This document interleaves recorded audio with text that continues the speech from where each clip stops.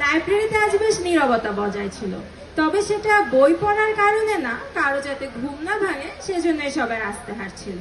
একজন ছাত্র বইয়ের দিকে তাকিয়ে ভাবছিল, বই তাকে দেখছে, সেও বইকে দেখছে, তার সম্পর্ক কিন্তু বেশ ভালোই যাচ্ছে। লাইব্রেরির খবর আরো বিস্তারিত জানতে যুক্ত হচ্ছি লাইব্রেরির প্রতিনিধির সাথে। বিভক্ত ক্লাসে ঘুম, ক্যান্টিনে দৌড়াদৌড়ি, আর হলে গিয়ে কাল থেকে শিওর পড়বো ঘোষণা। ছেলেদের হল থেকে খবর পাওয়া গিয়েছে একজন জনৈক ছাত্র ভার্সিটি থেকে জোগাড় করা কলম ও পেন্সিল অর্ধেক দামে বিক্রি করে বেশ লাভবান হচ্ছে। মানে ইনভেস্টমেন্ট জিরো, কিন্তু প্রফিট 100%। অন্য হলে একজন ধারণা ক্যালকুলেটর খুঁজতে গিয়ে দুটি খাতা, একটি পুরনো কাপ, দুটি চার্জার এবং গত সেমিস্টারে মোটিভেশন কোড সহ স্টিকি নোটস খুঁজে পেয়েছে, কিন্তু ক্যালকুলেটর এখনো নিরুদ্দেশ।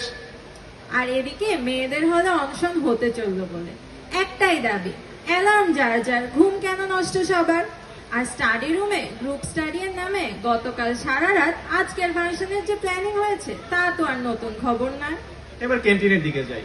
ক্যান্টিনে আজকের প্রধান আলোচ্য বিষয় ছিল চায়ের কাপ ছোট হচ্ছে, কিন্তু আড্ডার সময় যে বড় হচ্ছে। একজন ছাত্র অবশ্য বলেছে চা কম হলেও সমস্যা নাই, গল্পটা যেন ফুল কাপ থাকে। এবার ক্যান্টিন সম্পর্কে বিস্তারিত জানতে সরাসরি যুক্ত হচ্ছি ক্যান্টিন প্রতিনিধির সাথে।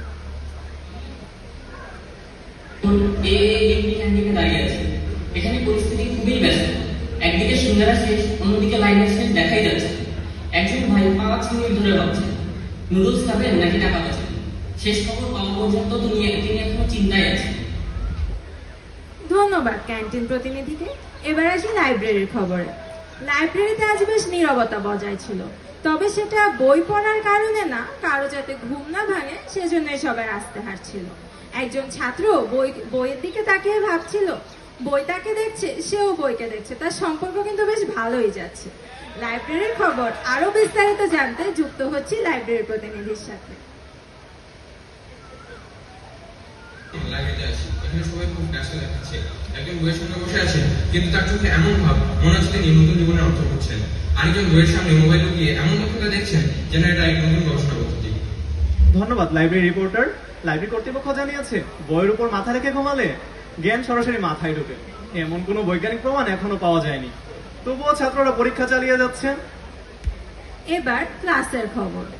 আজ এক স্যার ক্লাসে জিজ্ঞেস করেছিলেন, কেউ কি গত ক্লাসে কি পড়েছিল মনে আছে? পুরো ক্লাস চুপ। এরপর পেছন থেকে একজন একটু সাহস করে বলল, স্যার আপনি ভালো বুঝিয়েছিলেন, এটাই মনে আছে।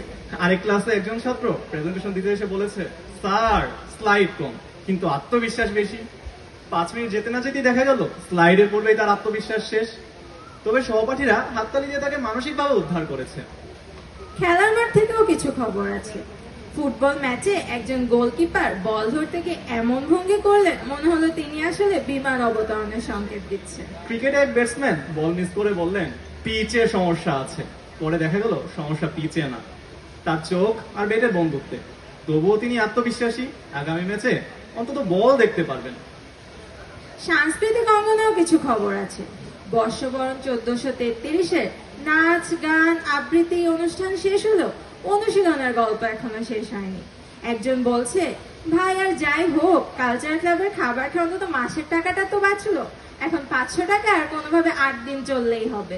আজকের বিশেষ সতর্কতা, হলে কারো খাবার ফ্রিজে রাখলে নিজের নাম লিখে রাখুন, অন্যথায় গণতান্ত্রিক ভাবে তা সবার হয়ে যেতে পারে।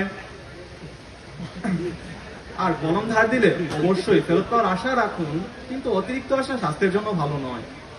সংবাদের শেষের পর্যায়ে বলি, এউবি ক্যাম্পাস জীবন শুধু ক্লাস, পরীক্ষার অ্যাসাইনমেন্টে সীমাবদ্ধ নয়। এখানে আছে হলের রাতের গল্প, ক্যান্টিনের চায়ের আড্ডা, আছে লাইব্রেরির শান্ত ঘুম, আর আছে অনুষ্ঠানের মিষ্টি স্মৃতি। তাই হাসুন, পড়ুন, সময় মতো অ্যাসাইনমেন্ট দিন, আর বন্ধুর কলম নিলে অবশ্যই ফেরত দিন, কেননা বন্ধুত্ব টিকে থাকে বিশ্বাসে, আর সেমিস্টার টিকে থাকে নোটে। আজকের এউবি ক্যাম্পাস সংবাদ এখানেই শেষ করছি। সবাই ভালো থাকুন, পড়াশোনা করুন, আর কাল থেকে নয় আজ থেকেই সিরিয়াস হন। ধন্যবাদ সবাই।